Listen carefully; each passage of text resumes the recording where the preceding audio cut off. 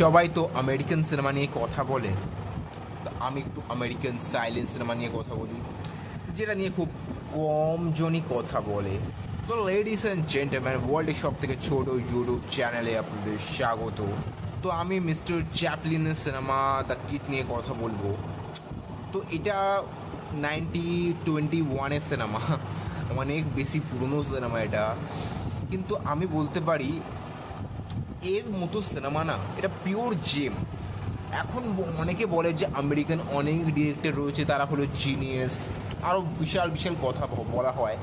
কিন্তু যখন এই সাইলেন্ট সিনেমার যুগ ছিল এবং তারা যেভাবে ট্রিট করতো নিজের সিনেমাকে, এবং কাট করা থেকে শুরু করে সিনেমাটোগ্রাফি থেকে শুরু করে এবং সাউন্ড ডিজাইন, এত কিছু একসাথে কি করে হ্যান্ডেল করতো।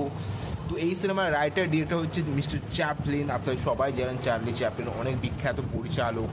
তো বেশি কথা না বলে আমি শুধু এটাই বলতে চাই, যারা এই সিনেমাটা দেখেনি তারা মনে করছে যে black and white cinema, silence cinema কি দেখবো, আমি বলবো যে বিশাল কিছু মিস করছেন। কারণ এটা একটা মাস্টার পিস সিনেমা এবং সুন্দর গল্প।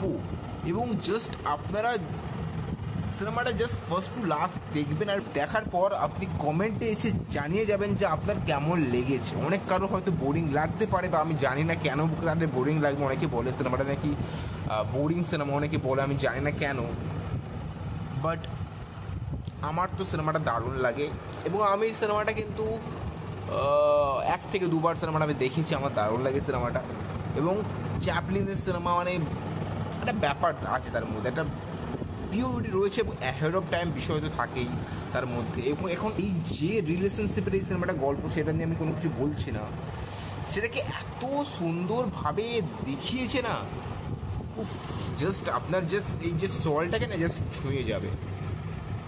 তো আমি শুধু এটাই বলতে চাই যে কিছু সিনেমা হয় যেগুলো আমরা দেখি ভুলে যাই, আর কিছু সিনেমা এমন হয় যেটা দেখার পর মনে হয় যে এই জিনিসটা সারা জীবন থেকে যাবে। তো এটা তার মধ্যে একটা খুবই খুবই একটা এমন একটা সিনেমা যেটা আপনি যে কাউকে রেকমেন্ড করতে পারেন। ইউটিউবে মনে হয় এই সিনেমাটা ফ্রিতে অ্যাভেলেবেল রয়েছে, আপনাকে কোনো জায়গায় জোগাড় লাগানোর ব্যবস্থা করতে হবে না। চ্যাপলিনের ম্যাক্সিমাম সিনেমা ইউটিউবে অ্যাভেলেবেল থাকে উইথ অনেক জায়গায় সাবটাইটেলও পেয়ে যাই, জানি না কেন কী সাবটাইটেলে কী থাকে সেটা আমরা জানি না। বাট সো বেশি কিছু বলবো না।